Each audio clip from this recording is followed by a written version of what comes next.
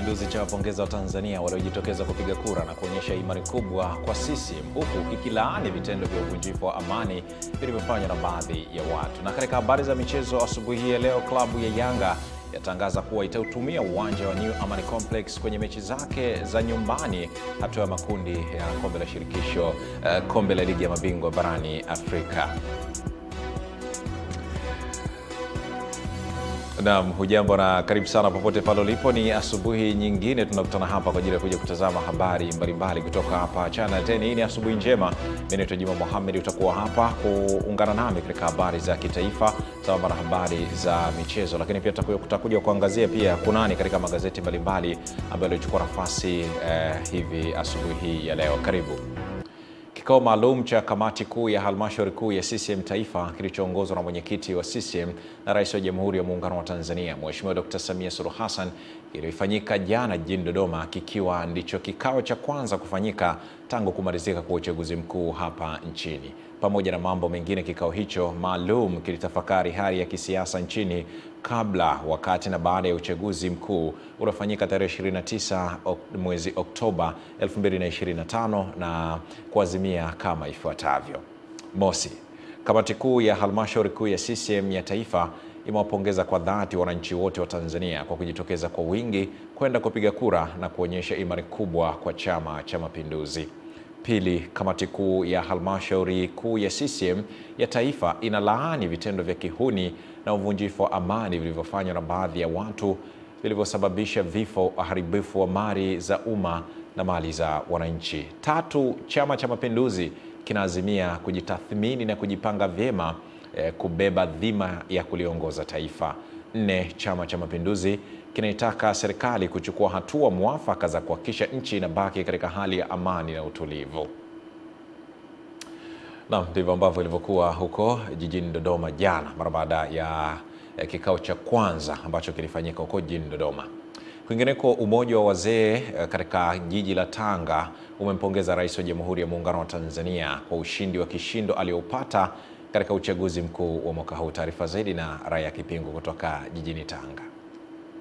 Wakizungumza na waandishi wa habari, wazee hao wamesema wanapongeza ushindi wa Rais Samia, makamu wa Rais Dr. Emmanuel Nchimbi, pamoja na Rais wa Zanzibar na mwenyekiti wa Baraza la Mapinduzi Dr. Hussein Ali Mwinyi. Sisi wazee asili wa wilaya ya Tanga tunatoa pongezi zetu za dhati kwa Mheshimiwa Rais Dr. Samia Suluhu Hassan, Rais wa Jamhuri ya Muungano wa Tanzania, na pia tunampongeza makamu wa Rais Dr. Emmanuel Nchimbi na Rais wa Zanzibar ndugu Hussein Mwinyi, Dr. Hussein Mwinyi, wabunge na madiwani wote kwa matokeo ya uchaguzi mkuu wa Oktoba 29.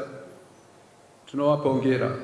Tuna imani kuwa maendeleo ya awamu hii yatakuwa makubwa zaidi katika nchi yetu ya Tanzania. Kuhusu kudumisha ustaarabu wa mila na tamaduni za watu wa Tanga, yamebainishwa malengo ya kukifundisha kizazi cha sasa ili kuendeleza desturi mbalimbali. Tuna dhamira ya kweli ya kuelekea katika kuelimisha. Cha kwanza ni kuelimisha jamii yetu kwamba hii inayofanyika si katika desturi zetu.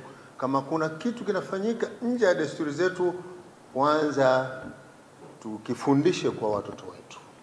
Tumeingizwa katika mchakato na tumesaidia kuweka amani katika majumba yetu, na tutaendelea kuweka amani kwa sababu sisi madhumuni yetu ni maendeleo ya Tanga, amani na uimara wa Tanga.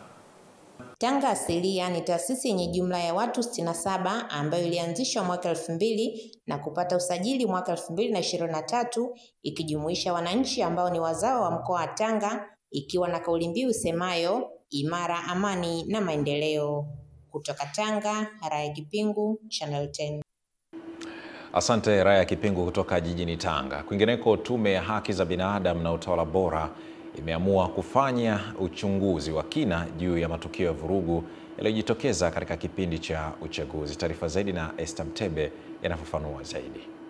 Akitoa taarifa kwa umma, mwenyekiti wa tume hiyo, Jaji mstaafu Matthew Mwaimu, ameweka bayana kuwa wameamua kufanya uchunguzi ili kubaini maeneo yaliyosababisha kutokea kwa vitendo hivyo vya uvunjifu wa amani na kuishauri serikali. Sisi kama tume, kutokana na matukio haya, tumeamua kufanya uchunguzi wa kina na tumekwisha jipanga katika jambo hilo ili tuweze kuona ni maeneo yapi ambayo kwa kuangalia matukio yaliyojitokeza tume inaweza kutoa ushauri kwa serikali na vyombo vingine kwa madhumuni ya kutaka kuendelea kulinda amani katika nchi. Aidha, tume hiyo ya haki za binadamu na utawala bora imelaani kuwepo kwa matukio yote ya uvunjifu wa amani ambayo yalivunja haki za baadhi ya watu wake waliokuwa kwenye shughuli za kujitafutia kipato. Tunalaani sana matukio yale ambayo yalisababisha uvunjifu wa amani. Lakini vile vile matukio haya yaliweza kuvunja haki za baadhi ya watu na raia wema ambao walikuwa katika shughuli zao za utafutaji wa maslahi yao. Esther Mtebe, Channel 10. Asante sana Esther Mtebe kwa kutujuza taarifa hiyo kuhusiana na kile ambacho kinachoenda kufanywa uchunguzi mara baada ya vurugu za uchaguzi.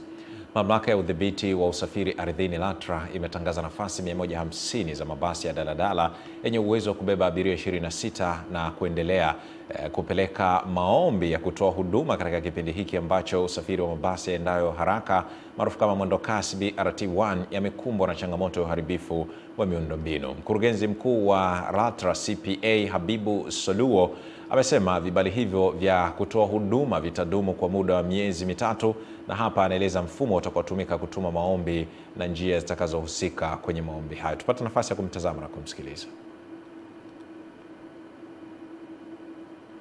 Tunapenda kuwatangazia usafirishaji wa jiji la Dar es Salaam wa usafiri wa mabasi ya mijini maarufu kama daladala kwamba tunatoa vibali kwa wale wenye kutaka na wenye mabasi yenye uwezo wa kubeba abiria 26 na kuendelea kwamba walete maombi kupitia mfumo wetu wa RIMS ya kutoa huduma kwa njia zifuatazo: kutoka Mbezi Luis kwenda Posta, kutoka Mbezi Luis kwenda Mnazi Moja, kutoka Mbezi Luis kwenda Muhimbili na kutoka Mbezi Luis kwenda Makumbusho. Kuna nafasi 150 kwa mabasi yenye uwezo wa abiria kubeba abiria 26 na kuendelea. Atakayewahi tutampa nafasi ya mwanzo. Hii inatokana na changamoto za usafiri wa mabasi yaendayo haraka maarufu kama mwendo kasi kwa njia ya BRT1 ya kwenda yuko Kimara. Na hivi vibali tutavitoa kwa kipindi cha miezi mitatu. Kwa hivyo tunatarajia katika kipindi cha miezi mitatu wenzetu wa DART watakuwa wamekamilisha marekebisho ya miundombinu iliyoharibika. Kwa upande wa njia BRT2 ya kwenda Mbagala, hii ilitolewa kwa mwekezaji Moffat. Hii ni BRT2 awamu ya pili ya mradi wa mabasi yaendayo haraka. Njia hii haina uharibifu mkubwa wa miundombinu ile ya kukata tiketi na kuingia. Kwa hiyo marekebisho haya yatakamilika sio muda mrefu, na wenzetu wa DART wakiwa tayari, Moffat atarudi kuendelea kutoa huduma. Sababu ni kituo hasa cha Mbagala kile ndo zake kiliharibiwa. Kwa hiyo wanarekebisha, wakikamilisha na kuona mifumo inaendelea kufanya vizuri, basi wataanza kutoa huduma. Na kwa sasa tunasema kule hatuna matangazo ya kusema mabasi ya muda, kwa sababu tayari hapo mabasi ambayo yanasaidia yale yanayotumia njia za pembeni. Lakini tunatarajia kwamba Moffat yakirudi, huduma zitarejea katika hali ambayo ilishaanza kuwa nzuri. Haya, na sasa tukatazame anga ya elimu, ambapo wazazi na walezi wametakiwa kuhakikisha watoto wao wanarudi mashuleni kwa kuzingatia taratibu ili kuendelea na ratiba na masomo ya kukamilisha muhula wa mwaka 2025 kwa shule za msingi na sekondari. Juma Abdurrahmani. Wito huo umetolewa na afisa elimu mkoa wa Dar es Salaam Gift Kiando kando na ziara fupi ya kutembelea shule za msingi na sekondari kuona tathmini ya uripoti na namna masomo yanavyoendelea kufuatia serikali kuelekeza kwamba shule zote ziendelee na taratibu kama kawaida. Kwa ujumla hali bado haijashika kasi vizuri. Kama na wewe ulivyoona, bado haijashika kasi vizuri. Kwa nitumie nafasi hii kwa wazazi, kwa walezi, kwa wanafunzi kuona kwamba wanafuata yale maelekezo ya serikali kadri yalivyotolewa, kwamba kila kitu kiko tayari. Walimu wako shuleni na wanawasubiri wanafunzi. Na wanafunzi hali ya usalama ni shwari kama ambavyo umeona hapa nyuma wako wanaendelea na masomo na walimu wao kama kawaida. Katika hatua nyingine, Kyando ametumia nafasi hiyo kuwataka wanafunzi wa kidato cha pili kufanya maandalizi kabambe tayari kwa mitihani itakayofanyika kuanzia Jumatatu ya Novemba 10. Pia nikumbushe kwamba mitihani ya kidato cha pili itaanza Jumatatu tarehe 10. Siku ya kesho Alhamisi, Ijumaa, wanafunzi hawa wanatakiwa wapange madawati yao, wasikie maelekezo kutoka kwa walimu wao tayari kwa ajili ya ufanyikaji wa mitihani kidato cha pili ifikapo tarehe 10 Jumatatu.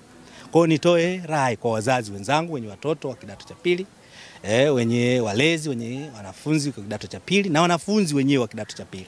Haitakuwa sawa kwa sababu siku ya Jumatatu hakuna atakayekuwa tayari kuanza kutoa maelekezo. Sisi kama shule ya sekondari Kibasila mwamko ni mkubwa. Leo tarehe 5 mwezi wa 11 2025 wanafunzi 423 wamefika shuleni tayari kwa kusoma. Na sisi kama walimu tuko tayari na vipindi vimeanza rasmi. Mwitikio sio mbaya.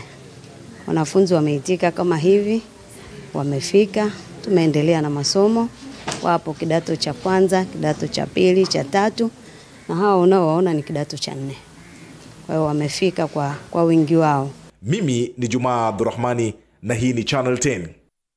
Taarifa ya mwanahabari Juma Abdurrahmani inatupeleka mkoani Iringa ambapo zaidi ya watu 500 wenye matatizo mbalimbali ya macho mkoani Iringa wanatarajiwa kufikiwa na kupata matibabu ya kibingwa kufuatia jopo la madaktari bingwa wa macho kuanza kambi maalum ya matibabu mkoani humo, huku wagonjwa 250 wakitarajiwa kufanyiwa upasuaji wa macho kama sehemu ya juhudi za serikali za kufikisha huduma za matibabu ya kibingwa kwa wananchi kwa gharama nafuu.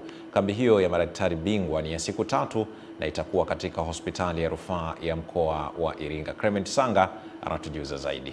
Akizungumza na waandishi wa habari, kaimu mganga mfawidhi wa hospitali ya rufaa ya mkoa wa Iringa, Daktari Huruma Mwasipu, amesema lengo kuu la kampeni hiyo ni kuwafikia watu wenye changamoto mbalimbali za macho na kutoa matibabu ya kibingwa kama sehemu ya mkakati madhubuti wa serikali kuzuia upofu unaoweza kuzuilika. Tunategemea kuwa na tunaweza tukahudumia wagonjwa takriban 100 mpaka 150 kwa siku. Kwa hiyo mpaka tunamaliza tunaweza kuhudumia wagonjwa mpaka 500 na tunaweza tukafanya upasuaji wa macho wagonjwa zaidi ya 250. Hii ni project ambayo inalenga kutoa huduma za kibingwa za kuboresha huduma za afya ya macho kwa mkoa mzima wa Iringa, hususan kwenye hospitali ya mkoa wa Iringa, lakini kwenye hospitali za halmashauri zote zilizoko katika mkoa wa Iringa. Tatizo la magonjwa ya macho ni kubwa kwa kiasi gani mkoani Iringa? Kwa wakazi wa Iringa, magonjwa ambayo yako sana ni mgonjwa wa mtoto wa jicho wako sana, na wagonjwa wenye shida ambazo tunasema zinahitaji uvaaji wa miwani, lakini pia kuna matatizo yanayohusiana na allergies, ni matatizo ambayo yapo, na pressure ya macho. Kambi hiyo ya macho ya siku 3 mkoani Iringa inafadhiliwa na Australian Aid kupitia shirika la kimataifa lijulikanalo kama KCCO. Clement Sanga, Channel 10, Iringa. Asante sana Clement Sanga na taarifa yake inatupeleka kwenda kuangaza habari za michezo na burudani asubuhi hii ya leo, na tuanze kuwatazama wananchi Young Africa ambapo uongozi wa klabu ya soka ya Yanga umetangaza kutumia uwanja wa New Amani Complex uliopo visiwani Zanzibar kwa michezo yake 3 ya nyumbani, hatua ya makundi ya ligi ya mabingwa barani Afrika inayotaraji kuanza kutimua vumbi Novemba 21 mwaka huu. Tupate taarifa zaidi kutoka kwa mwanamichezo wetu. Taarifa hiyo kwa umma imetolewa mbele ya waandishi wa habari za michezo na meneja wa idara ya habari na mawasiliano wa klabu ya Yanga Ali Kamwe, ambapo amesema uamuzi huo umetokana na tathmini ya kina na maslahi mapana ya timu yao katika kuyaendea mafanikio. Baada ya kufanyika tathmini ya kina na kuzingatia maslahi mapana ya klabu yetu, nipende kuwatangazia ndugu zangu waandishi wa habari, wanachama na mashabiki wa klabu yetu Young Africans, mechi za klabu ya Young Africans kwenye hatua ya makundi zitafanyika kwenye visiwa vya Unguja, maana ya Zanzibar, kwenye uwanja wa New Aman Complex. Kwa hiyo mechi zote 3 za nyumbani za klabu yetu Young Africans zitapigwa Zanzibar kwenye uwanja wa New Aman Complex. Baada ya hapo tukisha qualify kwenda mbele, kama kuna utaratibu mwingine tutarudi kuwatangazia, lakini ni rasmi sasa. Niwatangazie ndugu zangu waandishi wa habari, mechi za makundi za klabu yetu ya Young Africans zitafanyika New Aman Complex, na ndio uwanja wa nyumbani wa klabu ya Yanga kwenye hatua ya makundi. Sambamba na hilo, Ally Kamwe amekiri kuwa kundi lao ni gumu na kuwataka wanachama na mashabiki wa klabu hiyo kushikamana kuelekea michezo hiyo. Nafahamu sasa hivi kwenye mioyo ya watu wengi ambao hawaitakii mema klabu yetu ni kama wameshatutoa kwenye mashindano, lakini sisi kama Young African Sports Club tunaamini kwenye umoja wetu, tunaamini kwenye maandalizi yetu, tunaamini kwenye technical bench yetu, tunaamini pia kwa players wetu, na mwisho tunaamini kwenye support kubwa ya mashabiki na wanachama wa klabu yetu. Hii ngoma tutapambana nayo na inshallah tutakwenda hatua ya robo finali. Katika hatua nyingine, Ally Kamwe amezungumzia hali ya majeruhi yaliyopo kwenye kikosi chao. Mwisho tunazungumza, tuliwapa taarifa ya mchezaji Clement Mzize ambaye kimsingi ndio mchezaji pekee mwenye majeraha kwenye kikosi ambacho tuko nacho msimu huu kwa ambao tumewasajili.